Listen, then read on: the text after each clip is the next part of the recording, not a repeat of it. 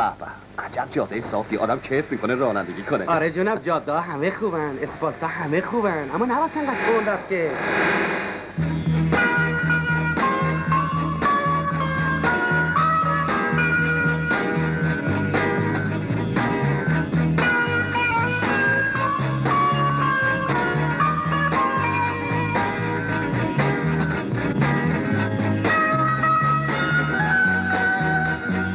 قربون شکل ماهت برم یختی یواشتر. آخه زن و بچم چشم برام.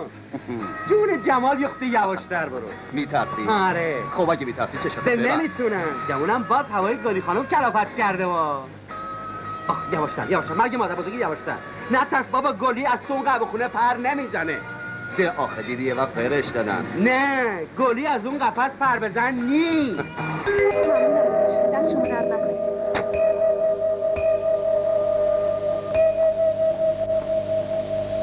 گلی، آهای گلی، بیا اینجا بینم.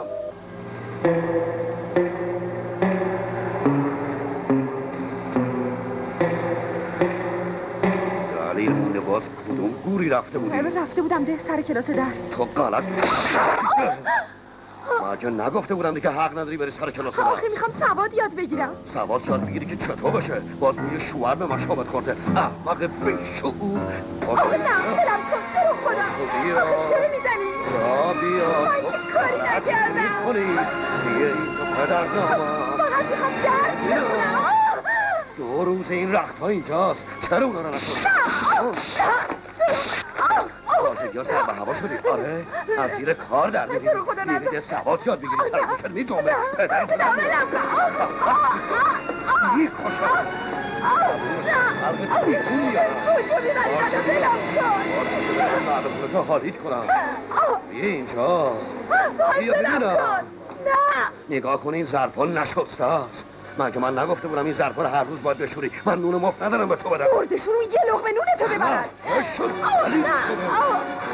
خون بگیری نه حالا من سبون درازی هم میکنی من مانسی کاری به کار نرفته درد نکنه ناری سواسی بلم کنید خلافم کرده دیوونم کرده میتبره با دست سواد شد میکنه.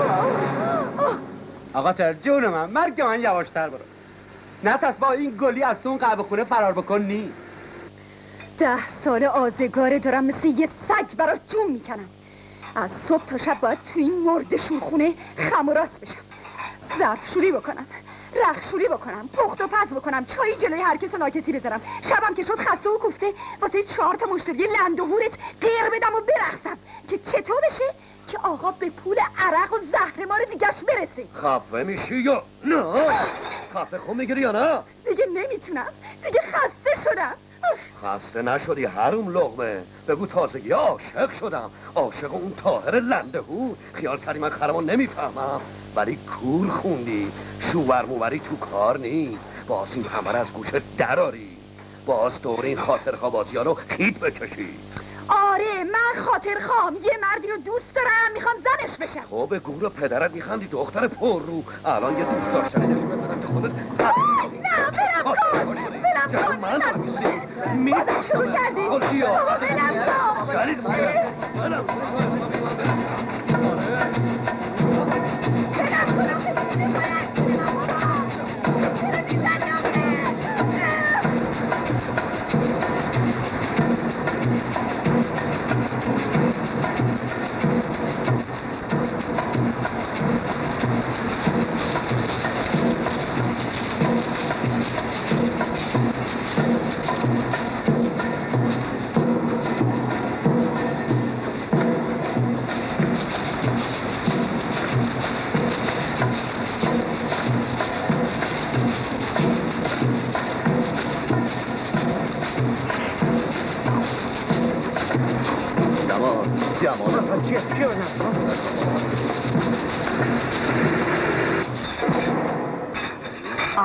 آقا اومد. کامیون آقا طاهر اومد. پوف بر شیطون لعنت. باز سر کله یه لندهور پیدا شد. ما رفتونه خوشش میاد در رونش هم سبز میشه. کاش میتونستم با یه کار میذارم تو شکمش. کاش میتونستم قلم پاشو میشکستم که دیگه اینجا پیداش نشه. مردی که مزاحم. سلام علیکم. چکرم. سلامت کنم طاهر خان، خیلی خوش اومدید. قربون شما. بفرمایید. چطوری آقا کریم؟ نوکرتم آقا طاهر کوچیک. خودم نشین جلو با من ناراحت میشم. خواهش میکنم راحت باش. نوکرم. خیلی چاکرم. نوکرتم. بفرما. قربون تو میخورم به سلامتی خودم آقا طاهر جونم. مزه. آره بده من بیمزه. ببینم آقا کریم امشب برنامه خبری نی؟ چرا آقا جمال جون نوکرتم. الان میگم گلی بیار مجلس گرم کنه. بابا نان بده. گلی چی کار میکنی؟ درسم حاضر میکنم. باشه لباس عوض کن بیا برقص زود باش مشتری و منتظرم. باشه الان لباس عوض میکنم.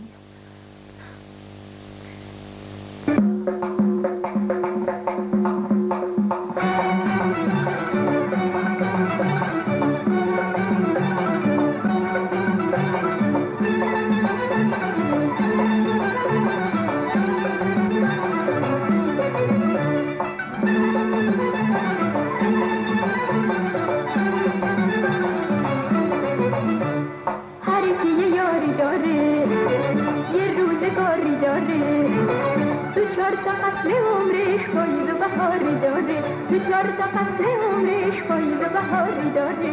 وای بهار من قرار من فقط تو هستی.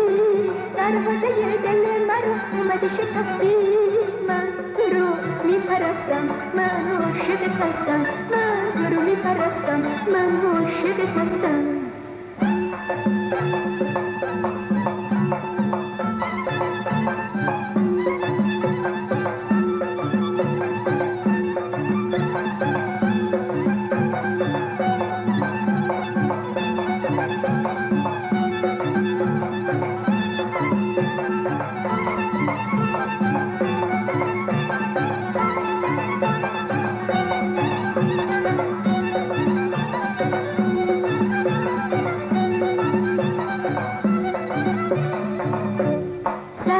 گفتم ای دل ای بازی گوش قافل.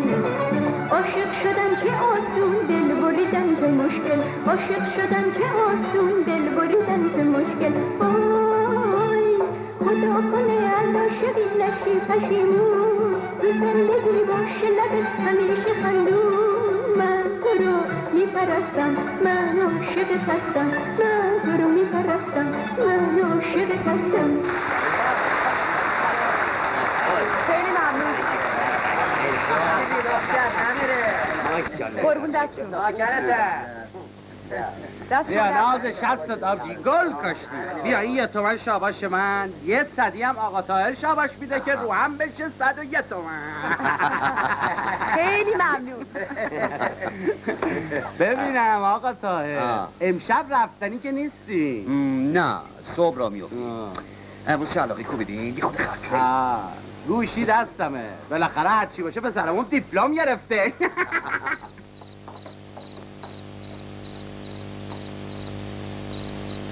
کجا میری استاد؟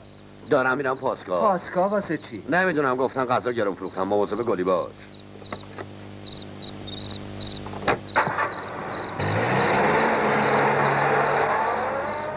قرارمون 100 دیگه. باشه.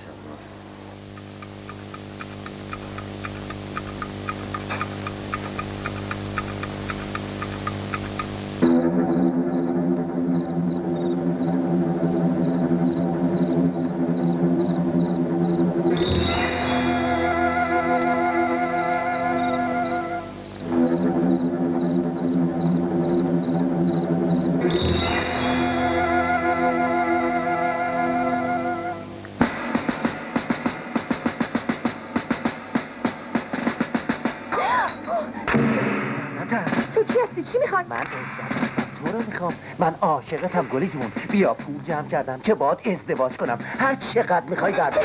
کنار نهر خر جو زنی.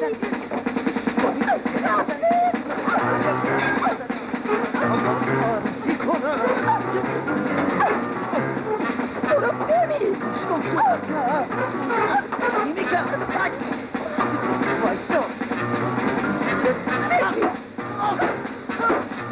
تو توش میگه از این غلط های زیادی نکنی. مردشون ریخته رو ببرن.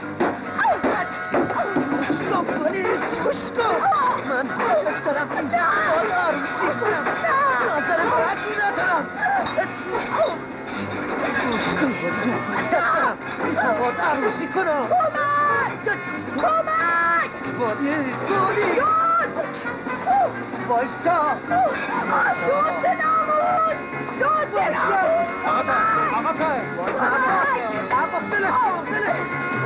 آقا گلی رو باید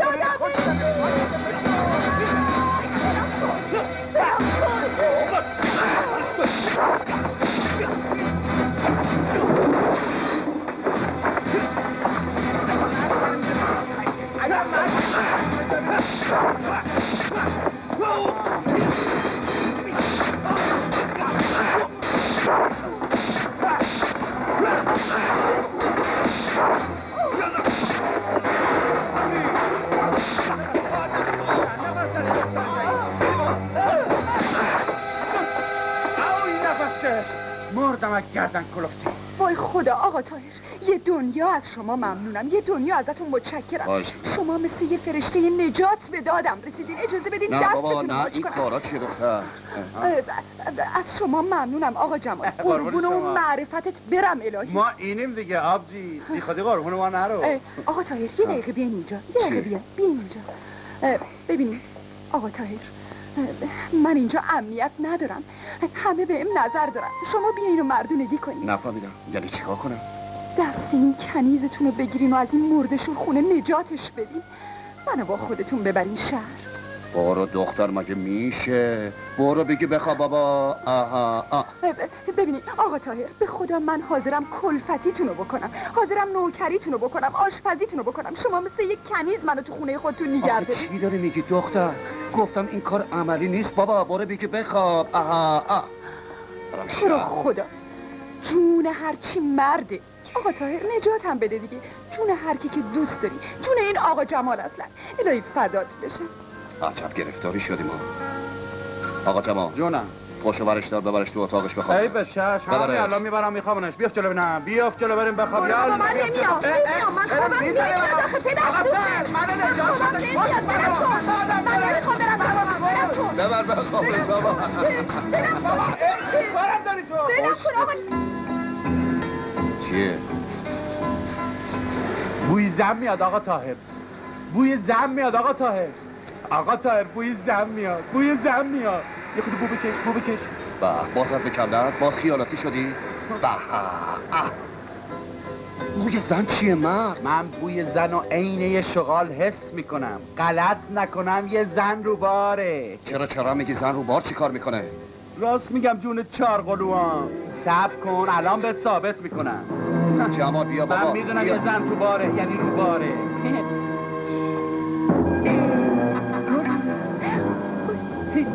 گلی ورپریده تو اینجا چیکار میکنی؟ برو گام شو، به تو چه مربوطه؟ به چشم آقا طاهر روشن چه باری. آقا طاهر نگفتم پاشو بیا بالا نگاه کن که گاوت زایده اونم دو قلو. این سفر چه باری زد آقا طاهر. نه برونه. بفرما بهت نگفتم گلی خانم زود تراس واسه لالا کرده. تو اینجا چی کار میکنی دختر؟ چیزه آقا طاهر، من میخوام با شما بیام شهر. نه خیر دست بردار نیست. جمال یالا بندازش پایین ببینم. یالا جا بده منزل عوض کنم. یالا برو پایین یالا. نمیام برو زود نم کن تو نزدم تو گوشت. برو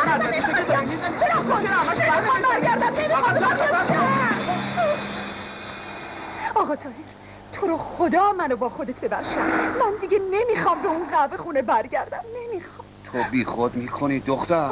میخوای کار دستمون بدی؟ میخوای به عنوان آدم دوزی بگیرنمون؟ اگه منو با خودت نبری شهرا الان خودم از این بالا پرت میکنم. جمال چرا شما گیری؟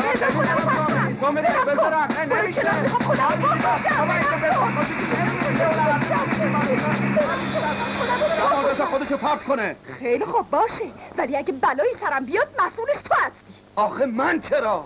واسه اینکه من به تو پناه آوردم، واسه اینکه تو میتونی، تو قدرتشو داری که من از اون قهوه خونه، از اون کثافت خونه نجاتم بدی. آخه اون وقت جواب کریمو چی بدم؟ بابا کریم هیچ کس من نیست. اون منو از سر راه برداشته. اون هیچ غلطی نمیتونه بکنه. به خدا اگه منو برگردونین به قهوه خونه اون منو میکشه. اون دست بزن داره دائم منو کتک میزنه. نگاه کن آقا طاهر، اینجا رو نگاه کن. تو رو خدا اینجا رو نگاه کن. نگاه ببین چه سیاه و کبود کرده. آقا طاهر تو رو خدا جون اون سیبیلات. عجب گرفتاری شدید. خیلی خوب باشه جمال، بیارش پایین بریم تا ببینیم چی میشه. بیارش پایین. آخ جونم دیدی ناکه. چرا فوش میدی تو که بالاخره کار خودت کردی؟ آره جون. خاک بسره آخه چرا گذاشتی گلی فرار کنه؟ بچه من نگفته بودم چرا گذاشتی فرار کنه؟ ولش کن چرا؟ کنار بابا کشتی. به اون بیچاره چه مربوطه؟ خودش تو فرار کرده با طاهر رفته. هیچ جا نمیتونه بره. اون مرا دنیا هم که بره گیرش میارم. آره گیرش میارم و خرخراشو میجوام. ای بابا نه اینجورام نیست. به این آسونی برش نمیکنم. کریم پس دیگه مرغ از قفس پرید؟ نه بلدم چطوری از حلقومون طاهر بی معرفت بکشمش بیرون. آخه چطوری آقا کریم؟ تو کفاس طاهر بر نمیای. چرا؟ بلدم چی کار کنم. پدرم میگفت وقتی صورت ببینیسی که با دشمنت بجنگی باهاش از در صلح وارد بشو. اول خودتو تو خانواده‌اش جا کن، بعد تو یه فرصت مناسب تیشه رو بزن به ریشش، خنجر از پشت فرو کن. به عجب پدری داشتی کله‌ای بوده. واسه همینم بهش میگفتن رحیم آقا سه کله. دار ما من که بالا سر دارم گیج میشم. آدم چی بگه؟ من نمیفهمم آخه به اهل محل چه مربوطه که این دختر یه هفته است تو این خونه زندگی میکنه. دو تا آدم بالغ میخوان دست به دست هم بدن و با هم زندگی بکنن. حالا دیر و زودش دیگه به کسی چه مربوطه؟ مادر جون گوش به حرف این خدا نشناس نده. بشر به آبرو زنده است. والا حالا اگه یکی دیگه هم این کارو کرده بود و یه دختر ترگل برگلو از توی قهوه خونه عقل نکرده آورده بود تو خونش، منم مثل اونای دیگه 1000 جور براش حرف در می آوردم. میگن در دروازه رو میشه بست ولی در دهن مردم نمیشه بست. میگی چی کار کنم مادر؟ فرستادم دنبال کریم قهوه چی که بیاد اینجا. بالاخره هرچی باشه اون پیش کریم کار میکرده. کریم یه سرپرستیشو کرده. بذار بابا پاش برسی اینجا. چشم باهاش صحبت میکنم، کارو تمام میکنم، به تمام مقدسات سر یه هفته بساط عقد و عروسی رو واسه همینجا را میندازم. زود باشه آکریمو بده. به جون آکریم تو رو کفن کردم. همین پیش پات با آقا طاهر داشتم میگفتم این آکریمی که من میشناسم اینقدر با گذشته که حد و حساب نداره. درست گفتم آکریم؟ البته اینه اون چایی من که نوکر آقا طاهرم، قلومشم، خاک پاشم. به نون و نمکی که با هم خوردیم وقتی فهمیدم گلی تعلق خاطری به شما داره و با شما اومده شهر یه ارزنم نگران نشدم. وقتی فهمیدم شما هم خاطرشو میخواین گفتم میخوام نباشه 70 تا رسیه اون قهوه خونه و اون یه لاغمه نون و یه چطفل عرق. میدونیم مادر وقتی دوتا آدم همدیگر رو میخوان جونم فدای هر دوشون. من افتخار میکنم که قلومی آقا طاهر رو کرده باشم. این حرفا چیه آقا کریم؟ شما بزرگ مایی. به سرت قسم در قهوه خونه رو میبندم. مهم نیست. ببندی؟ نه لازم نیست درشو ببندی. واگذارش کن. اگه روش بدهی هم داری تموم بدهیاتو خودم میپردازم. قربون شما. اصلا میدونی چیه؟ بیا پیش خودمون واسه کار کن. کاراش در اختیارته. با هم میچرخونیمش و یه لقمه نون در میاره و با هم میخوریم. قربون محبت شما. تا وقتی هم زنده ام خاطر جمعشو نمیزنم. کم بده بده بذار دستتو من نه آکاری پس دیگه همه چی رو برا شد. آی گلی خانم، آی دختر، بیا داره فهمت میره بالا. بیا که خدا واسه ساخته. آقا کریم خیلی ازت ممنونم. خدا الهی عوضت بده، خدا عمرت بده. بذار دستتو ببوسم. ممنونم که موافقت کردی زن آقا طاهر بشه. والا آقا طاهر از شما ممنونم. به خدا نوکرتم. بذار دستتو ببوسم. بذار به پات بیافتم. بذار الهی قربونت برم، الهی فدات شم، الهی دورت بگردم، قربون هیکلت برم. مادر جون الهی فداتون بشم. خدا نکنه برم الهی. ایشالله زیر سایه شما زندگی کنم مادر جون. سایه امام رضا. الهی قربون تو هم برم آقا جمال جون. نوکرتم. خب به حمدالله دیگه همه چی رو به راه شد و به زودی بساط عقد عروسی رو به پا میکنیم. خودم هم تو جشنش هم میزنم و هم میخورم و هم میرقصم و باید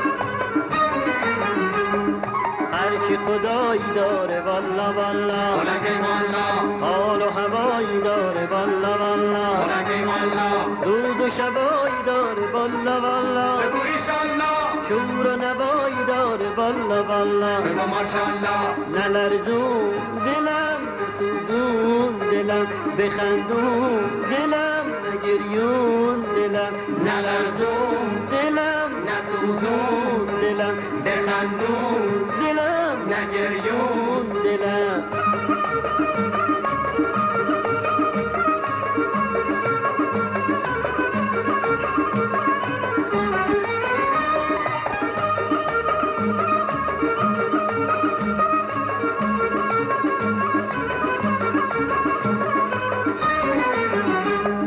اگر دلی به دست آوردی مردی اگر غم کسی رو خوردی مردی اگر تو دنیای به این شلوغی حقی به حق داری سپردی مردی آخ نلرزون دلم نسوزون دلم بخندون دلم نگریون دلم نلرزون دلم نسوزون دلم بخندون دلم نگریون دلم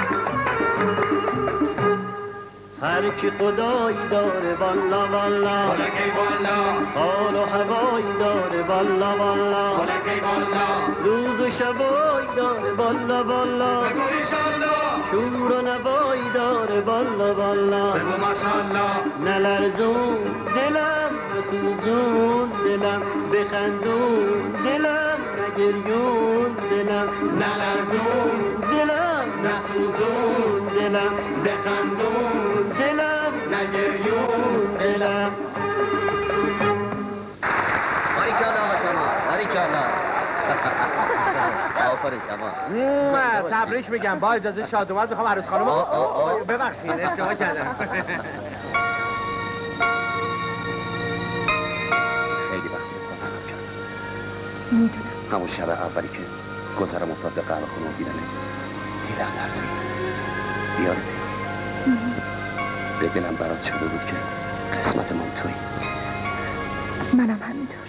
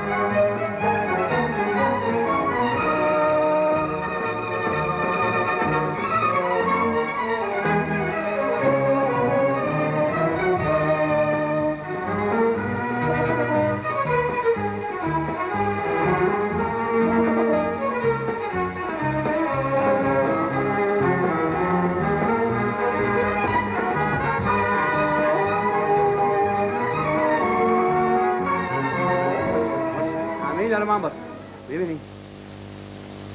میبینی آقا کریم کار خداست. همشون هم دوتا و چهار تا اومدن. بنازم به اون حکمتت آ خدا. همچین که بنده از کنار عیال مربوطه رد میشم یه 4 قلو میده بیرون، ولی زن آقا طاهری بیچاره 2 سال آزگاره که یه دونه 1 قلو هم نده. حالا چرا آقا طاهر زنشو پیش یه دکتر نمیبره؟ تا حالا زنشو پیش 100 تا دکتر برده، فایده نداشته. بیچاره اول جوانی داره از غصه دق میکنه. به خدا دیدم براش کبابه. تنها آرزوش اینه که یه شکم بذار. چی؟ یعنی آقا طاهر بذار؟ نه خنگ خدا، گولی رو میگم. گولی رو میگه. زنت اصلا بچه دار نمیشه مادر. گریه چیه خانم جون؟ از این اتفاقات زیاد افتاده. کسانی بودن که 2-3 سال از عروسیشون گذشته ولی بچه دار نشدن. باید صبر کنی خانم. ای بابا، همه دکترها میگن باید صبر کنی آقای دکتر. آخه تا کی صبر کنم؟ الان 2 ساله که ما عروسی کردیم. والا من دیگه از شوهرم خجالت میکشم. اینقدر مایوس نباشین خانم جون. شما هنوز جوانین، برای بچه دار شدن خیلی فرصت دارین. زیاد ناامید نباشین. بفرمایین آقا، یه شیشه قرص نوشتم و یه سری آمپول. قرصا رو هر شب قبل از خواب یه دونه باید بخوره. آمپولم روزی 1 تزریق میکنه. امیدوارم که این دواها موثر باشه. ممنونم آقای دکتر. مرحمت. خدا میبخشین آقای دکتر. خواهش میکنم. خدا بزرگ.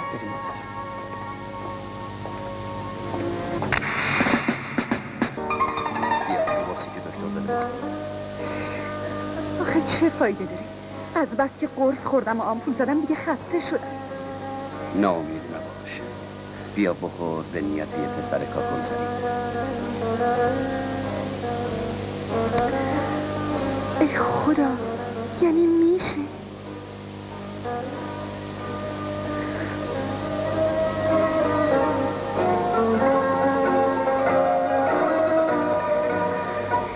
راستی تو پسر دوست داری یا دختر؟ هرچی خدا. تو چی دلت میخواد؟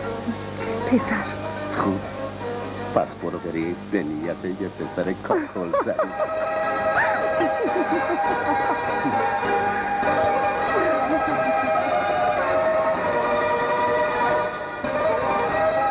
خبر نسوزی بپا بینم بپا. خبر اومدم. بارو کنار.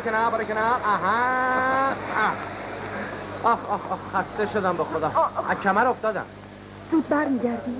چند روز که تو رایم یه 20 روزی هم با دنبال ماشین بگردیم. رو هم یه ما بیشتر نمیشه.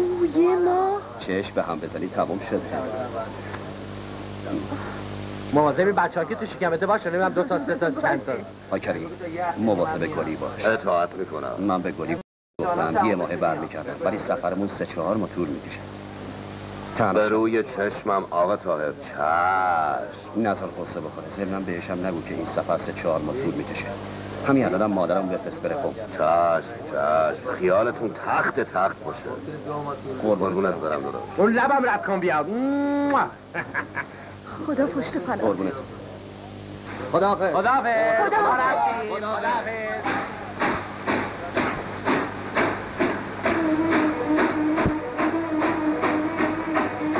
میگم که مادر آقا طاهر چند روز قم میمونه؟ 3-4 روز. چطور مگه؟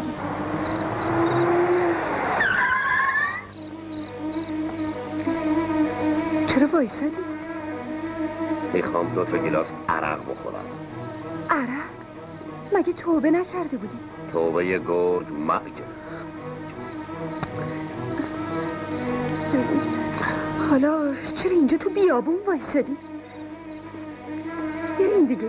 پس اون دکتری که میگفتی کجاست؟ بینم مگه قرار نیست منو ببری پیش دکتر علفی؟ نه باش برو عقب. عقب برای چی؟ واسه اینکه اون عقب بهتر بتونم تو بغلم بگیرمت. اگه طاهر عرضه نداره بچه دارت کنه خودم بچه دارت میکنم. پس تو به من کلک زدی؟ دلم کن دلم کن دلم کن.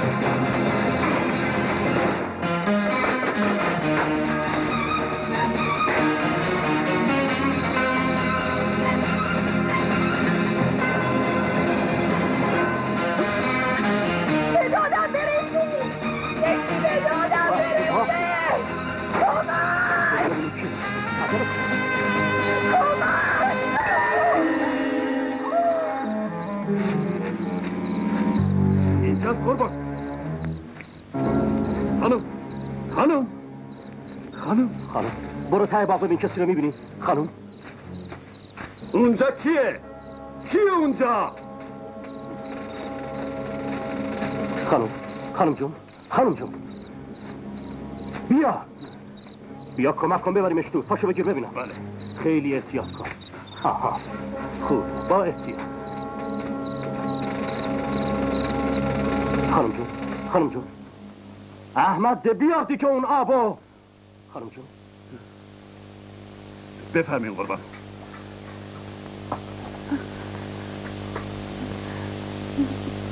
خانم جون چشماتونو باز کنید. خانم جون چشماتونو باز کنید. من کجا؟ اینجا کجاست؟ اینجا کجاست؟ جاتون امن خانم. راحت باشید. استراحت کنید.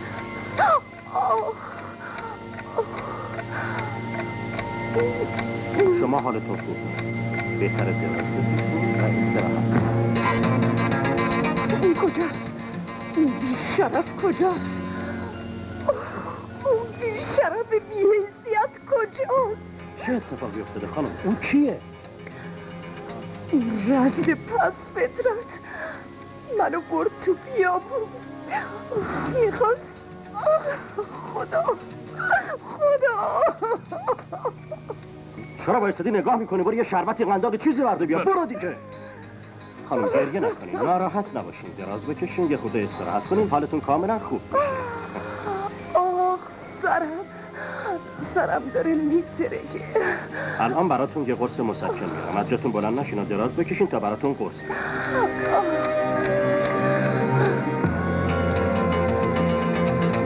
شیشه قرصا کجاست؟ قرصا اونجاست قربان. ببخشین آقا که فضولی میکنم.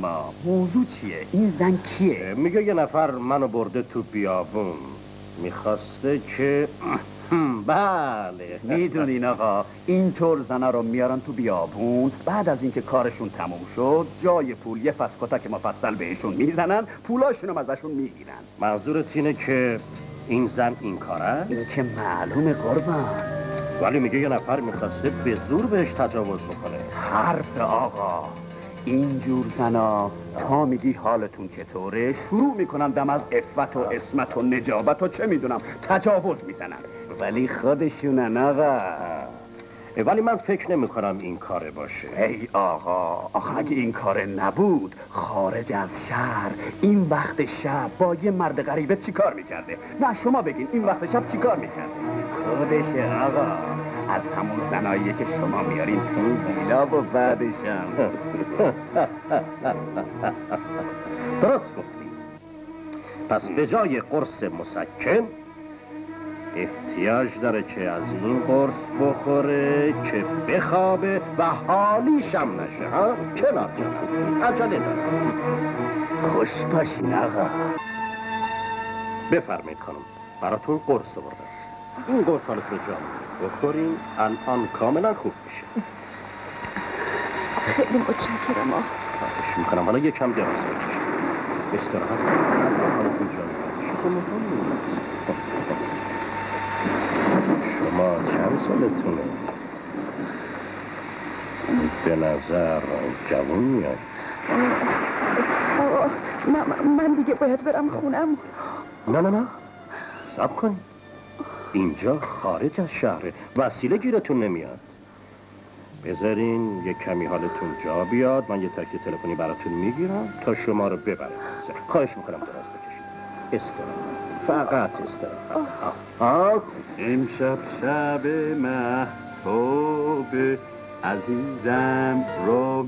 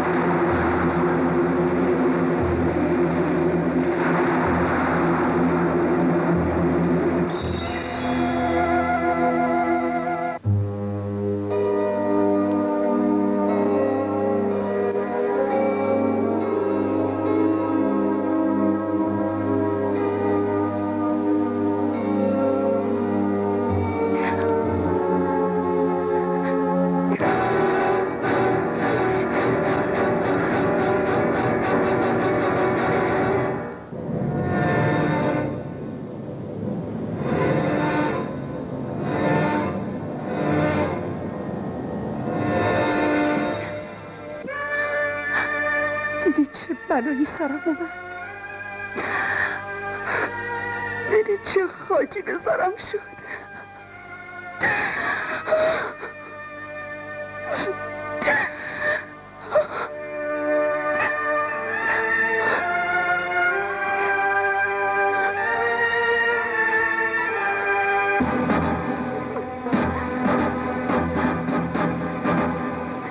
تو این خونه کیه؟ درو وا کنید، درو وا کنید. کیه تو این خونه؟ درو وا کنید. درو شکستی. درو وا کنید. چه خبر خانم جون، چرا داد میزنی؟ اینجا کجاست؟ چه بلایی سر من تو این خونه آوردی؟ شومر که کثافتی که دیشب اینجا بود کجاست؟ بگو ببینم چه خاکی به سرم شده. کجاست اون اعلام کن ببینم. من چه میدونم کجاست خانم؟ چه خبر شلوغ کردی؟ دیشب با اربابم خوش گذرندی، پولاش هم گرفتی، حالا دعواش سر من آوردی؟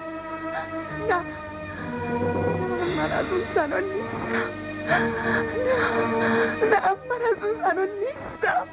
به خدا من شوهر دارم. من شوهر دارم. خدا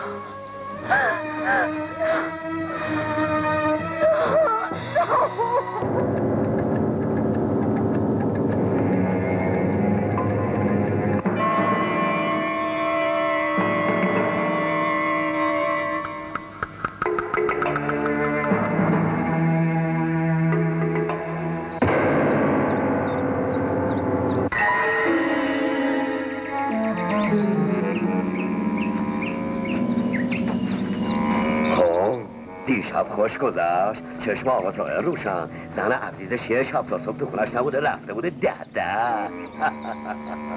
زن نازنینش یه شب و تا صبح تو خونه یه مرد غریبه، تو بغل یه مرد غریبه خوش بوده. آقا طاهر باز کلاشو بذاره بالاتر. کثافت، همش تقصیر توه. تو مردی که پدر سوخته، تو بی شرف باعث شدی. بلایی که سر من اومده باعثش تو بودی. تو بی شرف. کثافت حرف زد. حالا صبر کن، تازه اولشه. رسوات میکنم، بلایی به سرت میارم که رو نون بزنم سگ نخوره. روزگار تو سیاه میکنم. صبر کن، حالا نقشه ها با صد دارم.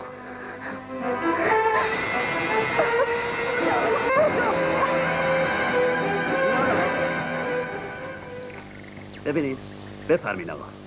این سینه بند اون خانومه، این زیر پیرنشه، اینم انگشتر.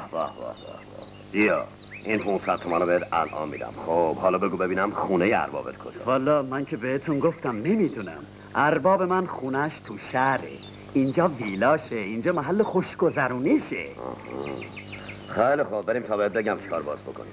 کریم آقا، کریم آقا. چیه؟ کریم آقا بیا، تلفن کارت داره. آقا طاهره از خارج. آوازه باش بسر. الو، سلام عرض شد آقا طاهر. به به به به، چه عجب. چطور شد بعد 2 ماه یادی از ما کردی؟ خب الحمدلله که خوبین و خوشین. بعد نیستیم، مشغولی. برای بچه ها چطورن؟ مادر چطوره؟ گلی چطوره؟ همشون خوبن.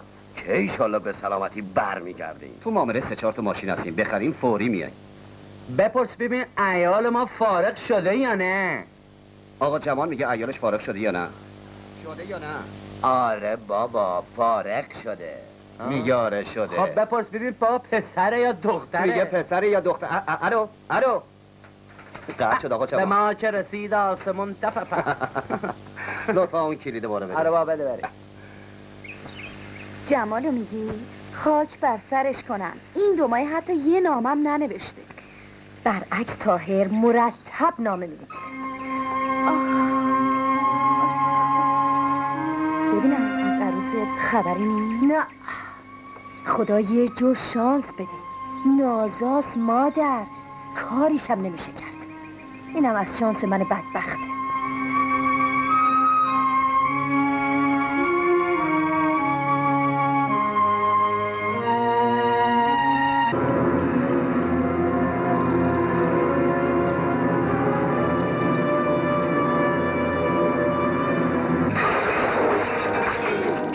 خدا مرگم بده. چی شد؟ گلی جون چه شد؟ چی شده؟ مادر جون وای جوان چادرتو بده سرت مادر. بپر کریم آقا رو خبرش کن. زود باش، باید برسونیمش دکتر. گلی جون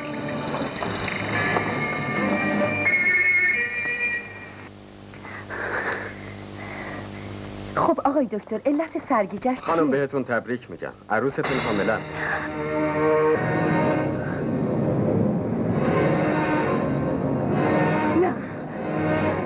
من که نمیخوام. من بچه نمیخوام.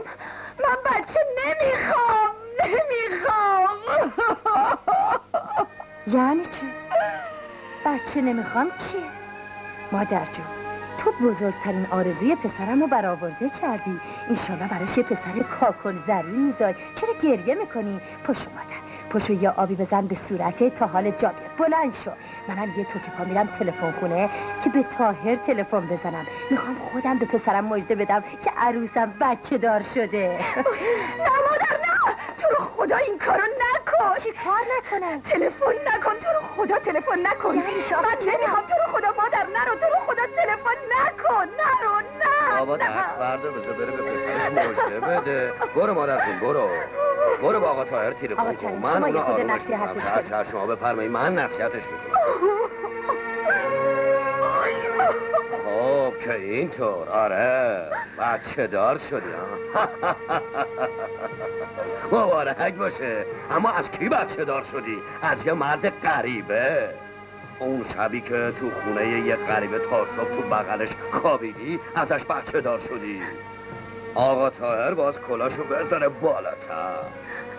وقتی بچت به دنیا بیاد معلوم نیست شکل کیه. شکل باباش که نیست، پس شکل کیه؟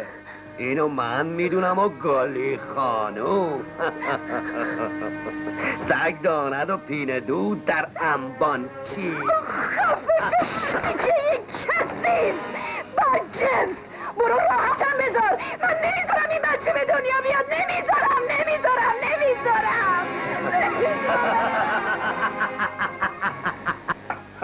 راست میگی مادر؟ گلی حامله شده. شنفتی؟ آره مادر، آره 2 ماه هم هست. قربون اون زبونت برم که خبر به این خوبی رو بهت چی دادی. هست؟ حتما پسر دیگه.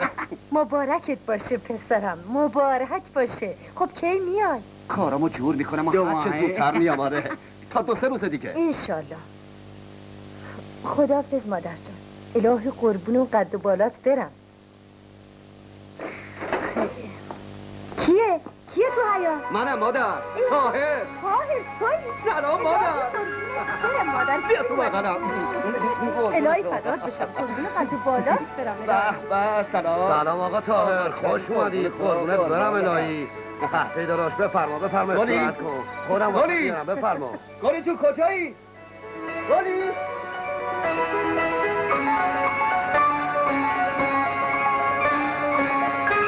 گلی خوش دختر. بلنشه ببینم خوشگله. بلنشه که دلم واسه یه ریسته شده. طاهر اومدی؟ آره اومدم قربونت برم. حالت چطوره؟ حال کوچولوم چطوره؟ ناز کرده بودم اگه بچه دارشی ببرم امام رضا.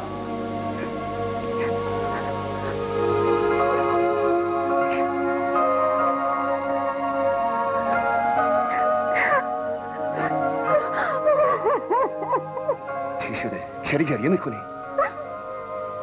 این چرا گریه میکنه؟ گریه خوشحالی پسرم از ذوق بچه دار شدنه. گلی جو نمیدونی چقدر لباس بچه برات خریدم. لباسای عالی که صاحب کن الان همه شو نشونت میدم. صاحب کن. به نمیدونی چه لباسای قشنگ. نمیدونی چقدر خوشگله. کلی گشتم تا تونستم پیداش کنم. نگاش کن چقدر قشنگه. میبینی به مرگ خودت از وقتی که فهمیدم دیگه خرید ماشین ول کردم و رفتم سراغ لباس آقا پسرمون. همه اینه که میبینی پسرون است، مال بچه‌مونه. نگاه کن. بس کن. نمیخوام. من بچه نمیخوام. چی شده گلی؟ این کارا چیه میکنی؟ مادر چی شده؟ تو این خونه چه اتفاقی افتاده؟ آقا طاهر به من گوش کن. من باز یه چیزایی رو که تو این خونه میدونم به شما بگم. راجع به چی؟ راجع به بچه‌ای که گلی! یعنی چه؟ نمیفهمم. آخه تو این خونه خراب شده چه خبر شده؟ بگو ببینم کریم راجع به بچه چه اتفاقی افتاده؟ آقا طاهر این بچه‌ای که تو شکم زنته مال تو نیست. مال من نیست؟ چی میگی مرد؟ یا حقیقت تلخ. درست حرف بزن. میدونی چی داری میگی کریم؟ میفهمی چی داری میگی؟ آره برو از زنت بپرس، اون میدونه من چی میگم.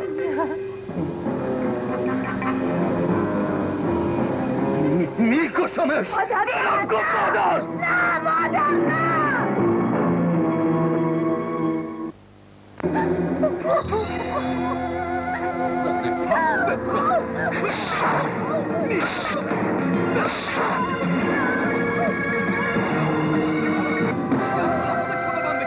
بگو ببینم چی میگه؟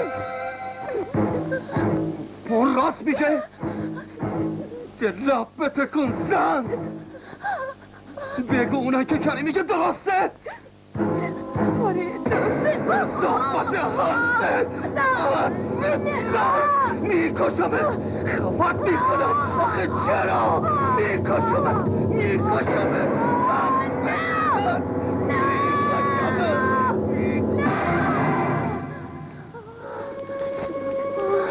شده؟ چه اتفاقی افتاده؟ خواب دیدم مادر. یه خواب وحشتناک، یه خواب خیلی بد. مادر جون، من این بچه رو نمیخوام. من این بچه رو میندازم. حرفا چیه میزنی دخترم؟ بچه رو میندازم چیه؟ تو این همه دوا دکتر کردی که بچه دار بشی، حالا میگی میندازمش؟ نه دختر جون، این حرفو نزن مادر. آخه قربونت برم، گناه داره، خدا قهرش میگیره. حالا بگی بخواب جان، بگی بخواب، چند تا هم صلوات بفرست تا این فکر رو از کلت برم بیرون. بگی بخواب. خواهش میکنم آقای دکتر، یه کاری کنین که این بچه از بین بره. من این بچه رو نمیخوام. اگه شوهرم یه وقت بفهمه، نمیدونم چی کار کنم. منو میکشه. خواهش میکنم آقای دکتر. متاسفم خانم، سقط جنین از لحاظ قانونی یه نوع آدم کشیه. من این کارو هرگز نمیکنم. پس من چه خاکی به سرم بریزم آقای دکتر؟ آخه پای آبرو و حیثیتم در میونه. خواهش میکنم.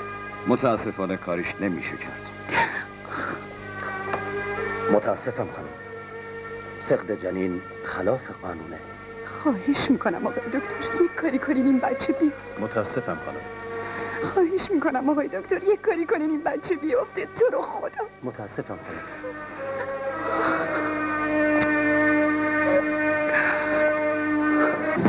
خب که میخوای بچه تو بندازی؟ آره پیش دکترها میری که کلک بچه حرومزادت رو بکنی. ها خب حقم داری.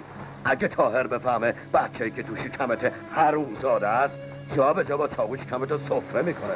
مگه اینکه از این شهر بذاری فرار کنی. چرا دست از سرم بر نمیداری؟ آخه چی از جونم میخوای؟ خودت بهتر میدونی. تو باس مال من باشی، من ولت نمی کنم. من آبروتو میبرم مگه اینکه با من کنار بیاد. طاهر رو ولش کن، اون نامرد رو ولش کن. اگه بخوای ترتیبشو میدم که با هم این شهر بریم. خودم ازت مواظبت میکنم. بیا بریم، بیا. گفتم برو دست از سرم بردار. ولم کن مردی که ولم کن.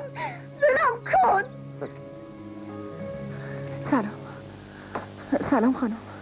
پول آوردی؟ بله. پنبه و الکل چی آوردی؟ بله آوردم. بفرمایید. دراز بکش جانم، همونجا دراز بکش. یه کاری میکنم اگه تا 24 ساعت بچه افتاد که افتاده و هیچی، اگه نیفتاد اون وقت برات میل میزنم. گفتی بچه چند وقتشه؟ 2 ماه همه.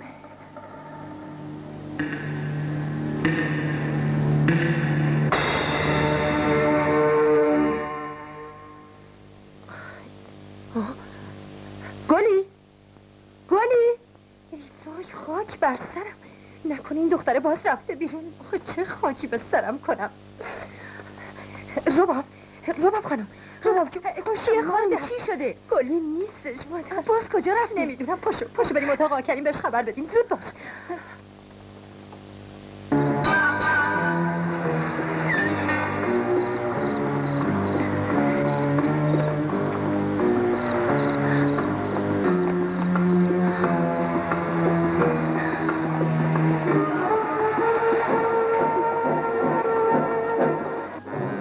مادر شما نماز کنید رو تنها میذاشتی. من خواب بودم، بلند شدم دیدم حتما اون رفته بچه رو بندازه.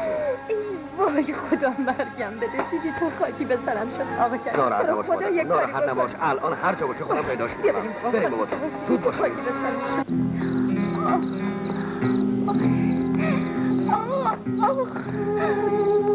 اونا هاشش مادر شد. چه میدونی؟ نگفتم.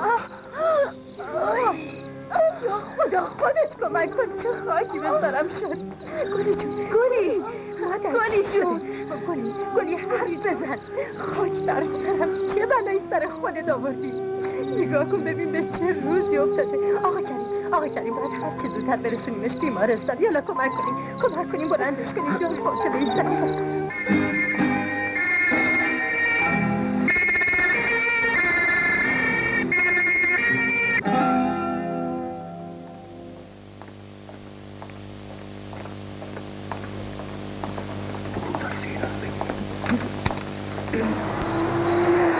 چی میگردی؟ جمال چمدونا رو بردی بیا. چمدونا رو میارم، پول تاکسی رو میدم. چیه؟ سنگینه. بدش من یکیشو. بدش من. چیه توش؟ راباب!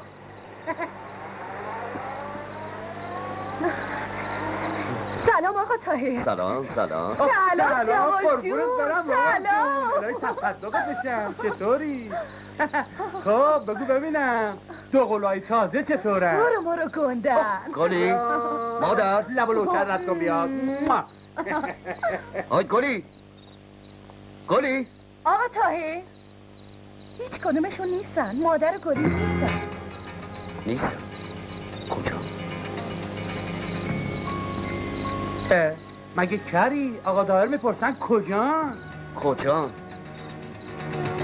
رفتن بیمارستان. بیمارستان بری چی؟ چرا حرف نمیزنی؟ چی شده؟ گفتم چی شده؟ والا به من بگو چی شده آبجی؟ اتفاقی افتاده؟ آخه چی بگم آقا طاهر، گلی میل زده که بچه رو بندازه، حالا بردنش بیمارستان.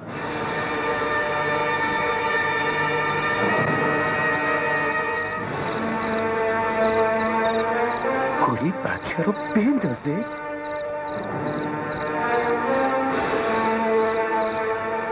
نمیفهمم، هیچ سر در نمیارم. آخه چرا این کار کرده مادر؟ چرا این کار کرده؟ چرا میخواسته بچهشو بندازه؟ چرا؟ من تمام آرزوم، تمام هماغمم تو این 2 سال این بوده که زنم بچه دار بشه. تمام دکترها رو عاجز کردم که زنم حامله بشه. حالا میخواسته اون بچه رو بندازه. آخه چرا؟ آخه پس چرا هیچ کدوم تو هیچی نمیگین؟ تقصیر توه مادر، تو ازش مواظبت نکردی. تو اگه مراقبش بودی اون هیچ وقت این کارو نمیکرد. تو کوتاهی کردی مادر.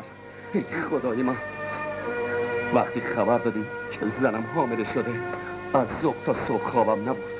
تمام کارا رو گذاشتم و خودم رو رسوندم اینجا. حالا میبینم که زنم بچه منو میخواسته بندازه. آخه علتش چی بوده مادر؟ چی آقای طاهر؟ چه خبره؟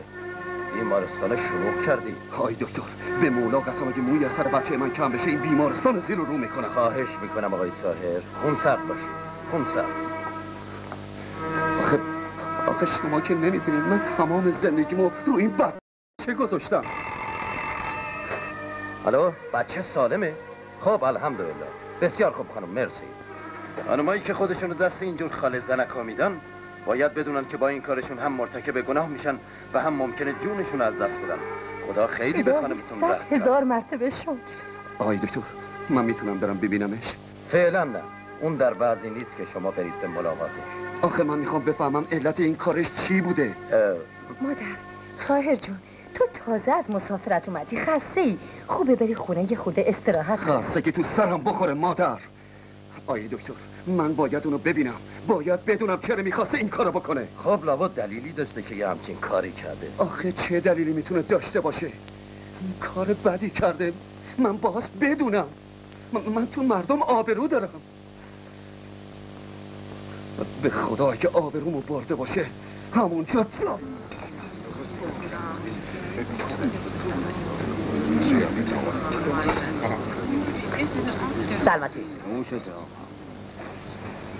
آره داشتم زن جماعت بی وفا. چطور مگه؟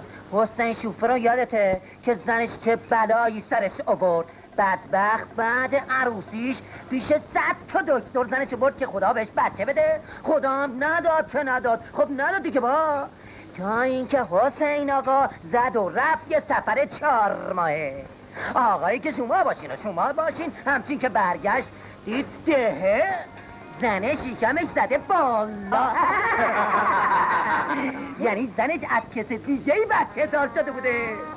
بدبخت حسین شوپر خیال میکرد که بچه مال خودشه، ولی کاشف به عمل اومد که نه بابا، زنه با یه مرد غریبه رو هم ریخته بوده و شبا با اون میرفته در. یعنی بچه‌ای که تو شکم زنه بوده حرومزاده بوده. حسینم بعد از اینکه فهمید واسه حفظ آبروش زنه رو سه طلاقی کرد و از خونش انداختش بیرون. زنم از خدا خواسته بعد چند وقت زن از خونه‌های بدنام در آورد. سلمتی نوشه جان، ولی اگه من جای حسن شوفر بودم زنه رو میکشتم. حسینم از این حرفا میزد ولی بعد دلش خالی میکرد. نداشتم. من اگه جای اون بودم دست اون زن خیانتکار رو میگرفتم میبردمش تو همون محلی که بهم خیانت کرده، جلو چش همه مردم خونش رو میریختم و لکه ننگو پاک میکردم. این درسته. به سلامتی هرچه مرده که از شرفش دفاع میکنه. به سلامتی آقا طاهر. همه از این گرفتاری ها دارم. هیچ وقت خدا آدم نمیتونه سر از کار زن جماعت در بیاره. منظورت چیه کریم؟ هیچی بابا، عرلشو بکن.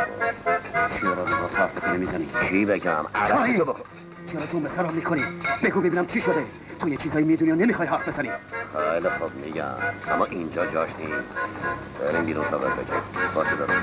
باشه.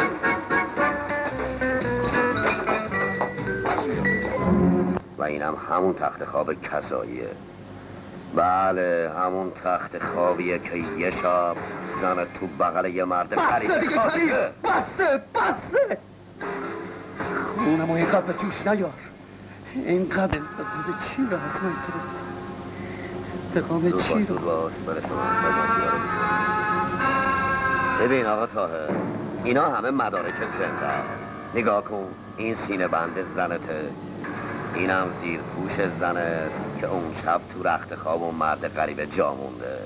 اینم انگشتریه که اون شب تو این خونه جا مونده.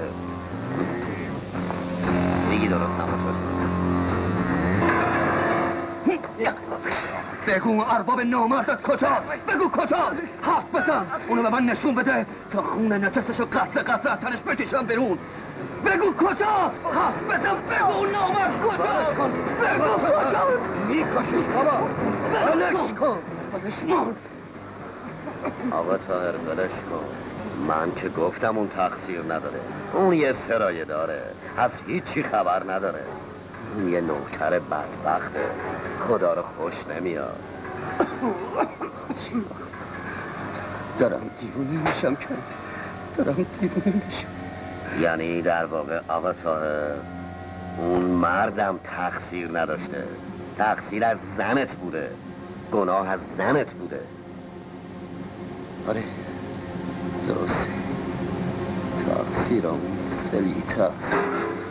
من باید با ریختن خون اون این لکه ننگو پاک کنم.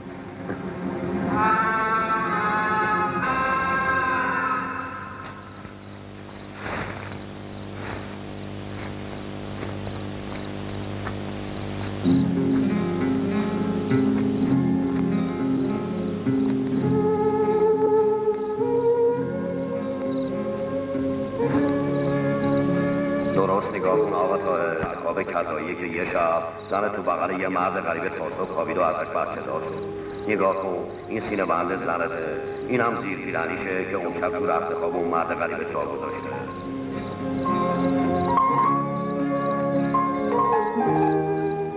آره داشتم، زن جماعت بی وفاست، بی عاطفت، نمک نشناسه.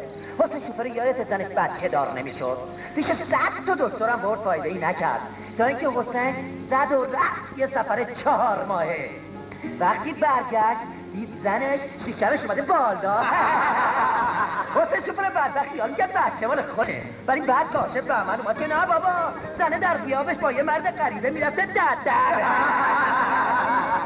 یعنی بچه تو شیشم زن حسین آقا یه بچه حرومزاده بوده، یه تخم نابسم الله بوده، یه تخم نابسم الله، یه تخم نابسم الله.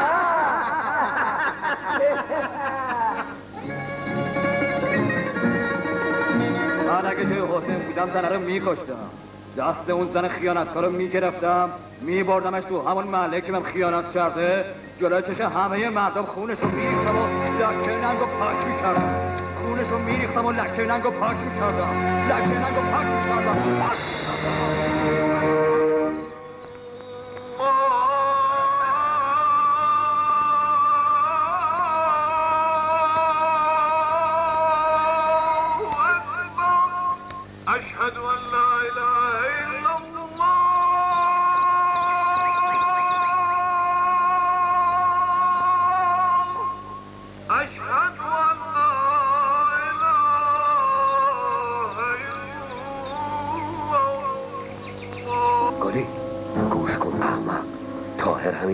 میاد سراغت که بکشته. پاش از بیمارستان فرار کن بلا کشته میشی.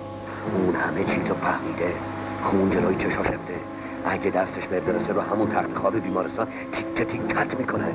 پاش هرچه زودتر فرار کن، خودم جلوی در بیمارستان تو ماشین منتظرتم. گلی پاشو فرار کن بلا میکشته. تا به خدا قسم راست میگم، من بعد تو رو نمیخوام. جلوی بیمارستان منتظرتم.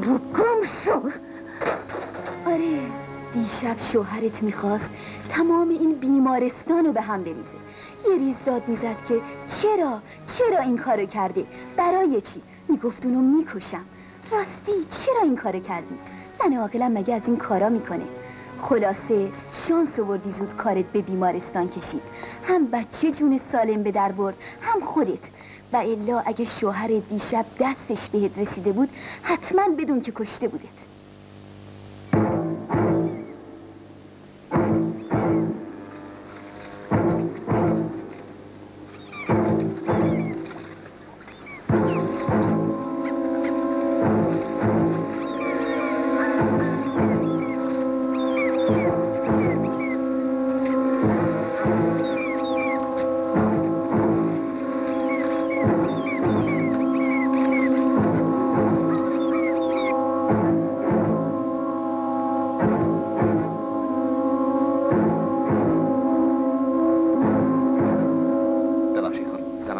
اونجا هستن.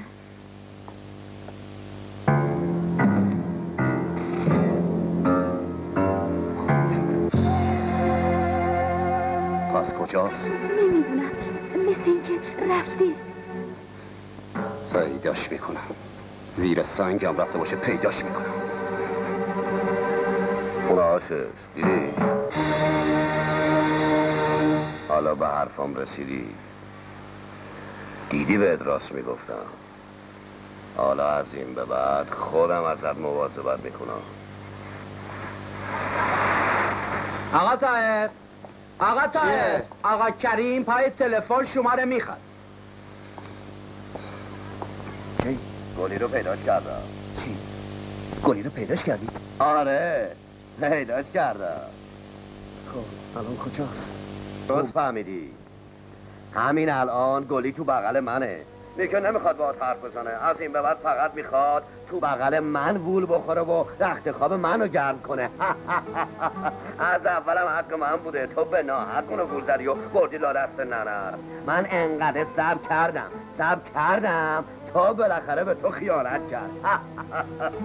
بغل یه مرد غریبه خوابید. بعدم به خودم پناه بود، به صاحب اصلیش. آره آقا طاهر، اون یه مرد میخواد که سرشو بذاره رو سینه‌اش. همین کاری که الان داره واسه من میکنه. تو باید دیگه سماق بمیکی. در هر صورت آقا طاهر، واسه آخرین مرتبه میتونی ازم خواهش کنی که جای تو ببوسمش. البته لباشو ببوسم. ببین آخ جان.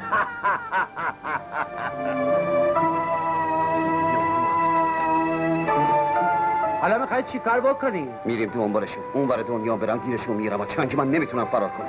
را بیفت. برو بریم. پاش خورشون.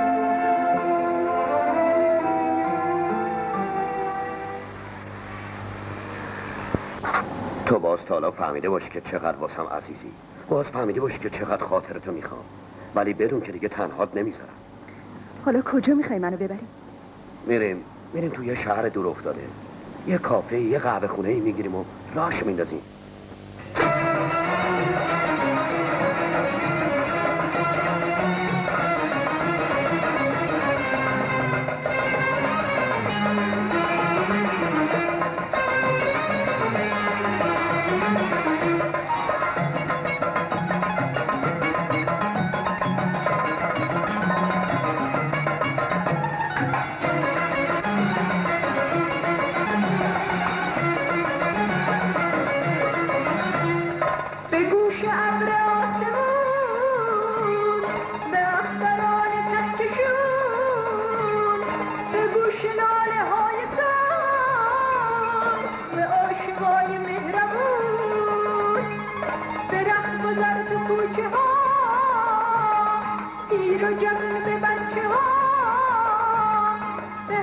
وقتی که میرسم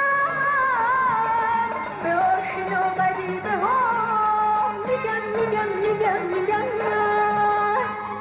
میگم که عاشق شده‌ام، دل رو به دریا زده‌ام، میگم که چون عروس بخت به هجلت اومده‌ام.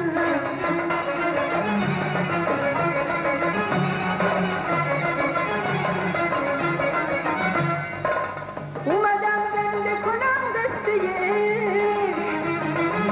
اومدم تا نخوری قصه اومدم تا نفسی تازه کنی، عالم عشق پرآوازه کنی. تو کتاب تو قصه ها پرشه از حرفای ما، تو کتاب تو قصه ها پرشه از حرفای ما. میگم که عاشق شده‌ام، دل رو به دریا زده‌ام، میگم که چون عروس بخت به هجلت اومده‌ام.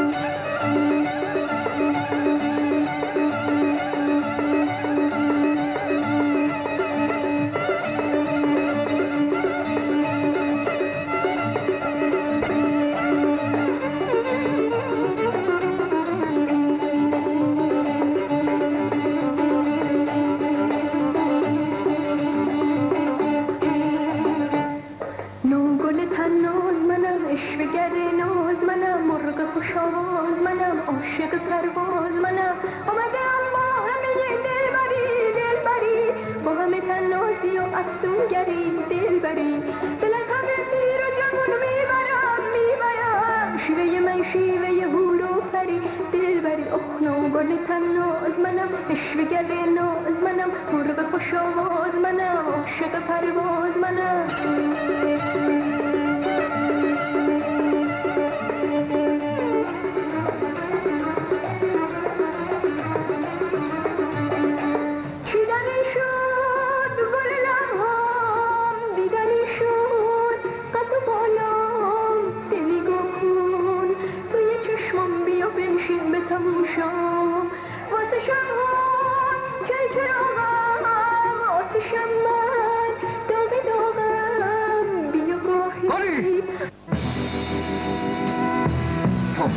کثافت هرسه بالاخره باز یه جوری خودتون نشون میدادی، باز به همه میگفتی که چقدر لجنی. خفه شو!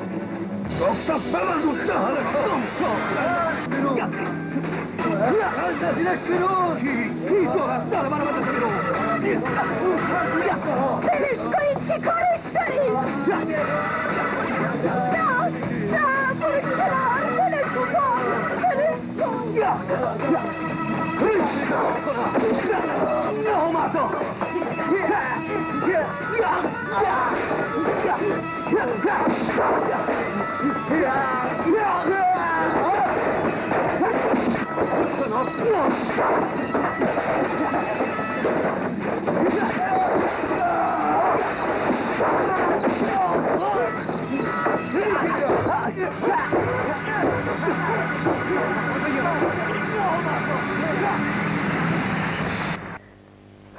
اومدی؟ چه خبر؟ هیچی، سلامتی. ببینم اون کریم نامرد رو پیدا کردی؟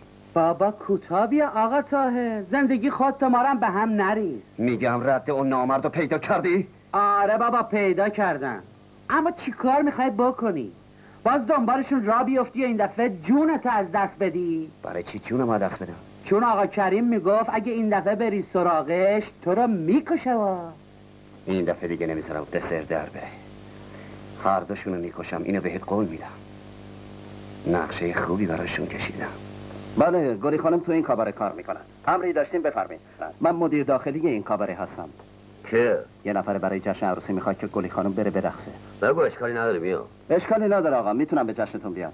پس ترتیبش برای امشب بدی. ایشون 2000 تومان دستمزدشونه و 1 ساعتم بیشتر وقت ندارم. سر 1 ساعتم برنامه‌شون تموم میشه. اگه موافقین آدرس بدین. پس آدرس رو لطفاً بنویسین. خیابون سزاوار، کوچه بیدی، شماره 28. ببین تو فقط رقص ساعت راهنمایی کن تو سالن. من آقا فهمیدم، خیالت تخت.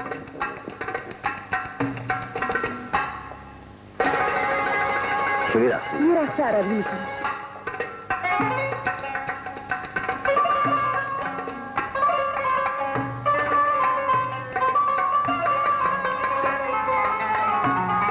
کجا باید لباس بستم؟ بفرمایید تو سالن. مستقیم برید.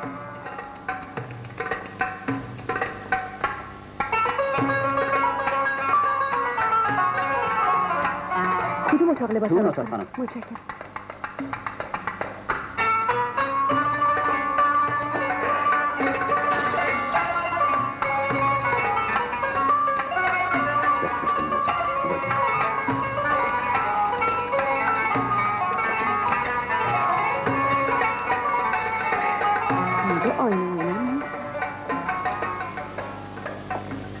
ببخشین آقا، آینه کجا؟ تو اون اتاقه.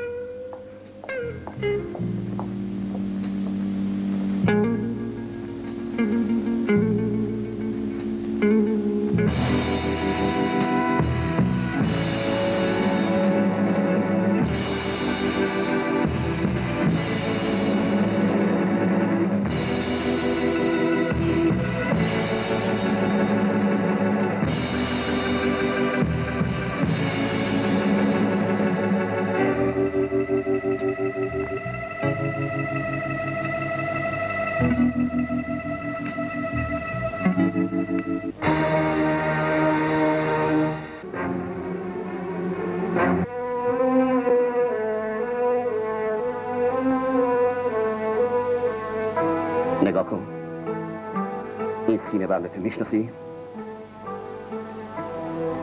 اینم شناختی؟ اینا مدرک خیانت و هرزگی توه.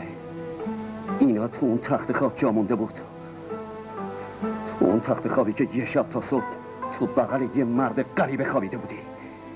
خوب نگاهشون کن ببین درسته؟ با تو هم درسته؟ آره درسته. بگه کسی تو شرف و آبرو و حیثیت و زندگی منو لجمال کردی. آخه چرا؟ مگه من به تو بد کردم زن نمک نشناس؟ من تو رو از تو اون قهوه خونه، از تو اون لجن و کثافت بیرون کشیدم. از جلوی چشای هیز مردای عزب و چارمدارا دستتو گرفتم، بردم پیش مادرم، بردم تو خونم. مگه نه؟ مگه این کارها رو نکردم؟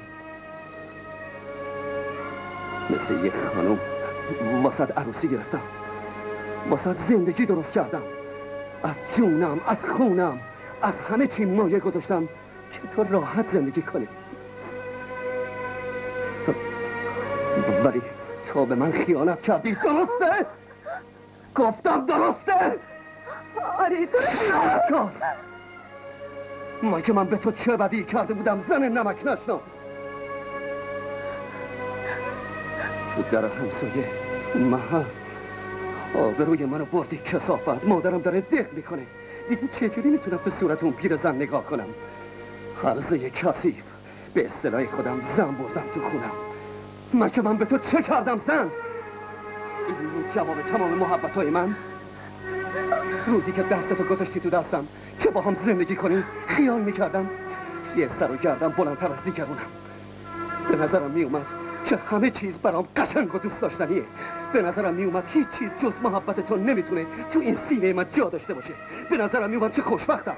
اما توی نمک به حروم، توی نازن در قیاب من مثل یه زن هرجایی، مثل یه زن خیابونی شبی رو تا صبح تو بغل یه مرد غریبه عشق کردی و به ریش من بدبخت خندیدی. آخه چرا میکشم، دیکت میکنم. یا اینجا کجا فرق میکنی؟ تا قطر خون تا از بدنت بیرون نکشم فلت نمیکنم. قسم خوردم اول تو بعد اون روبای کثیف رو به درش بفرستم. هر دو رو تو جناب میکنم، خفت میکنم، میکشم. جنابت هسته ببین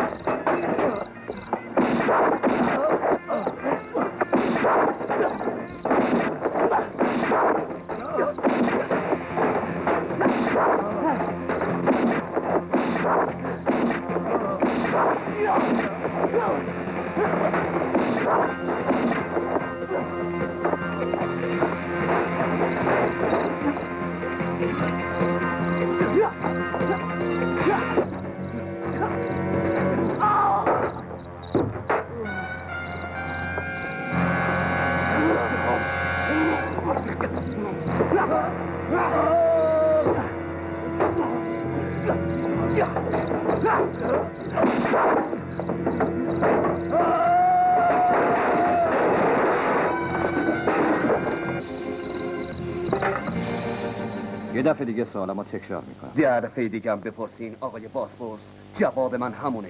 من اون نامرد رو نکشتم. اما شما تو کلانتری گفته بودین که میخواستین بکشینش. درسته، میخواستم بکشمش. کاش همین الانم دوباره زنده میشد تا میکشتمش. واسه زنش قسم خورده بودم، کمر به قتلش بسته بودم. تنها چیزی که از خدا میخواستم این بود که اینقدر به هم فرصت بده که دستم به اون نامرد روباه صفت برسه و خونش رو بریزم. اما افسوس که نشد. نتونستم اونو بکشم. خودش از پشتمون پرت شد و مرد. چرا اینقدر ازش متنفر بودی؟ چرا که نباشم. اون یه گارک بود. اون به جای تمام خوبیایی که بهش کرده بودم آخر سر تو صورتم توف کرد.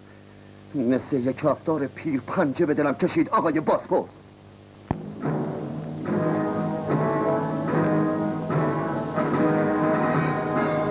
ای کسا!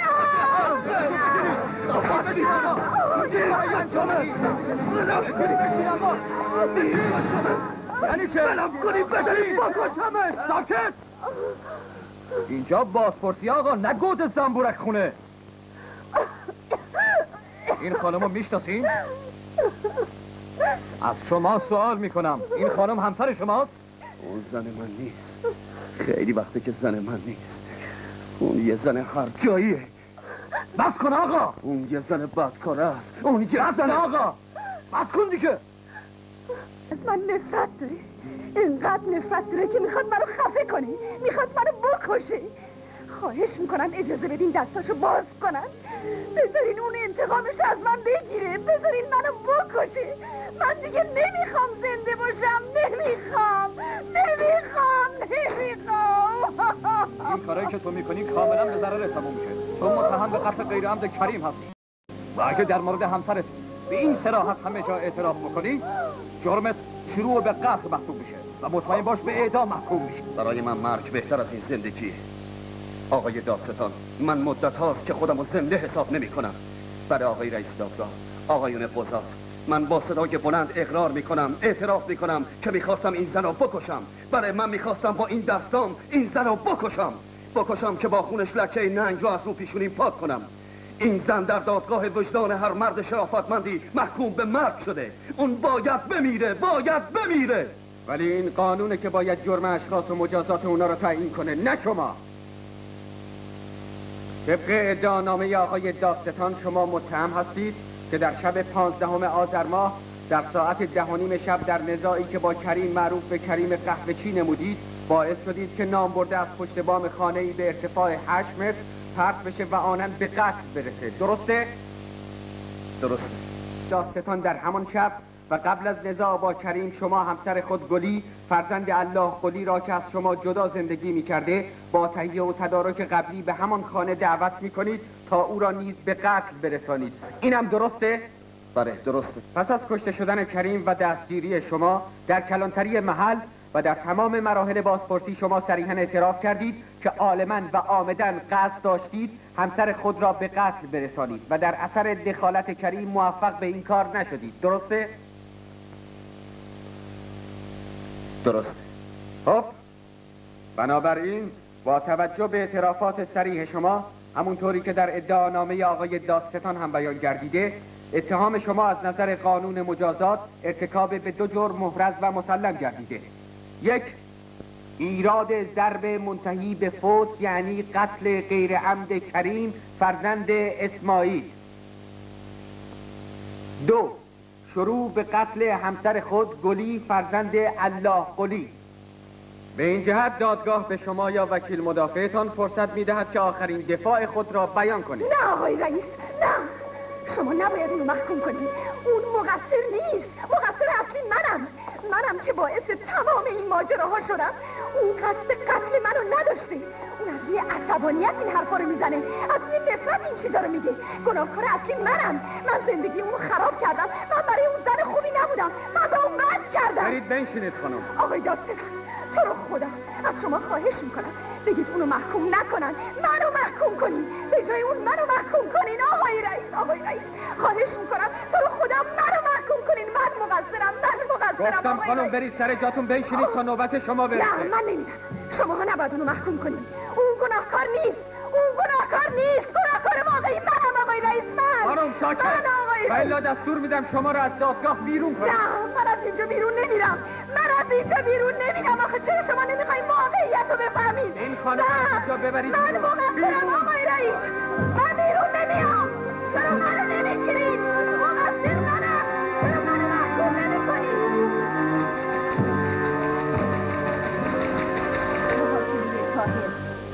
قطع پرده از حوادثی برداشته که هر کدام به تنهایی فاجعه‌ای دردناک را بیان می‌کنند.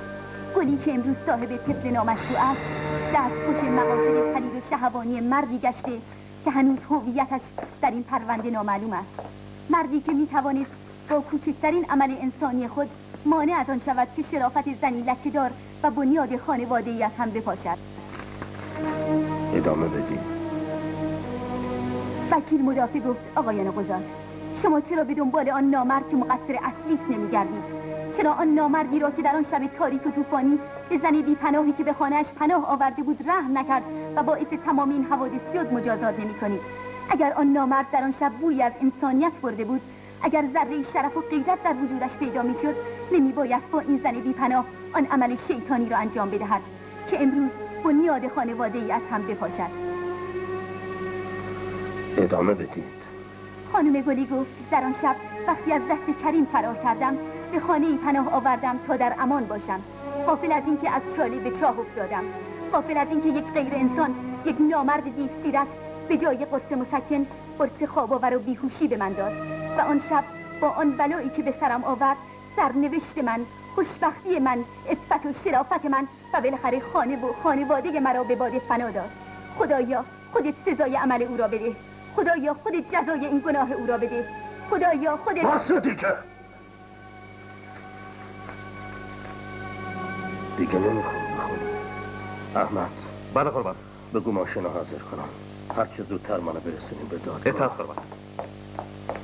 من دست این زن نمک نشناس رو گرفتم از گوشه یک قهوه خونه فاکستانی، از توی لجنزار، از پیش چشای هیز و گناه‌آلود هر کس و ناکسی دستش گرفتم آوردم تو خونم، مثل یک خانوم، مثل یک فرشته پاک آوردمش پیش مادرم، کنار سجاده مادرم اون رو عرض کردم و خواستم خوشبختش کنم. آقایون، من از جونم، از زندگی، از همه چیزم برای خوشبختیش مایه گذاشتم. شب و روز تو بیابونا، تو شهرهای غربت پشت رول کامیونا، تو گرما و سرما جون کندم به عشق زندگی با این زن. اما این نازن زندگی رو به هم حروم کرد، شرف و آبرومو به باد داد، ترافی همه اون محبت و صداقتمو با خیانت و بی‌ناموسی پاداش داد. آقای رئیس، وقتی به خاطر اعمال ننگین یک زن شرف و آبروی یک مرد تو در همسایه پیش غریبه و آشنا برباد بره، شما بگید اون مرد چه باید بکنه؟ باید یه گوشه بشینه و دم نزنه؟ باید مثل مار تو خودش چنبر بزنه و یه گوشه بخزه؟ نه، باید راه بیفته اون ماری رو که تو آستینش پرورونده پیدا کنه، سرشو با سنگ بکوبه که دیگری رو ریش نزنه.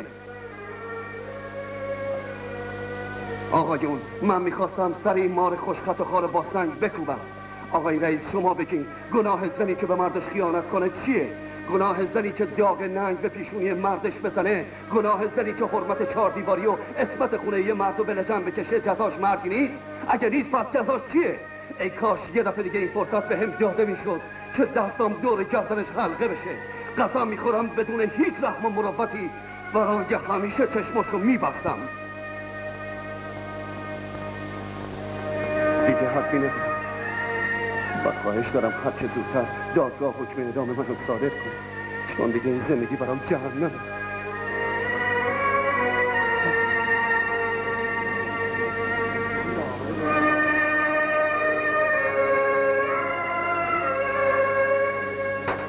دادگاه وارد شور می شود. صبر کنید آقایون. دست نگهدارید.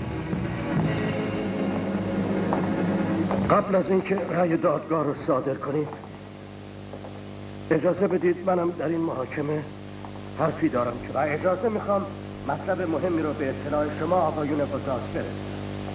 اجازه میفرمایید؟ اشکالی نداره، هر مطلبی دارید بفرمایید. محاکمه صحبت از شخصی شده که باعث و بانی تمام این حوادث بوده، یعنی مقصر اصلی تمام این بدبختی ها اون شخص بوده، شخصی که در اون شب طوفانی به زن بی‌پناهی که به خونش پناه آورده بود رحم نکرد و باعث این فاجعه و حوادث بعدی اون شد. بالاخره شخصی که هنوز هویتش در این دادگاه معلوم نیست. آقایون باید به اطلاعتون برسونم که اون شخص من هستم. من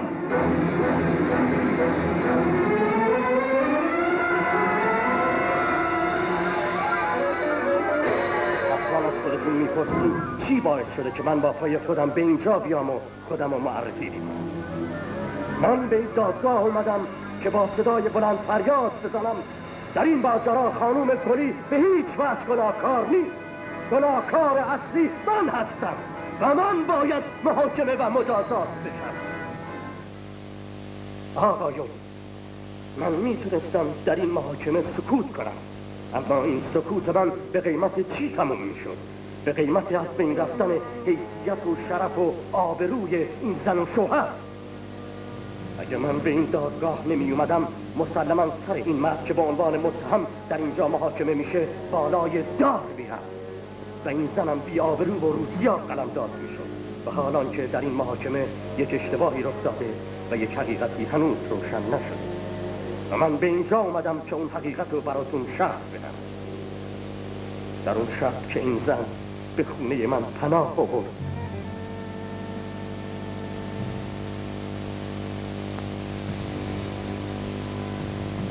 و من با نگنگ و فریبون و به رخت خواب خدا کشیدم، ناگهان زنگ تلفن به صدا رفت.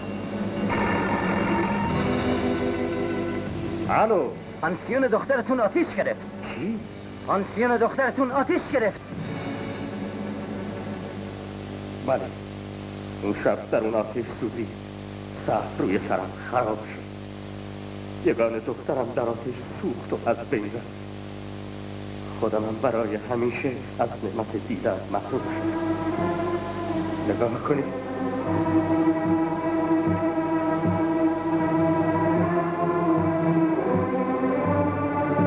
شاید خداوند سزای اعمال زشت گذشته منو داد و من از این لحاظ متنبه شدم که دیگه دفعه اعمال زشت و خراب وجدان و انسانیت نباشد. بنابراین ای مرد، من نمیدونم الان کجا نشستی، ولی اینو بدون که من در این جایگاه مقدس و در مقابل فرشته عدالت از روی صفا و حقیقت قسم میخورم، به مقدسات عالم قسم میخورم که زن تو مثل یک فرشته پاک و بیگناهه. اون شب هیچ اتفاقی نیفتاد و اون بچه خود تو از خون توست و مال توست، مال هر دوی شما.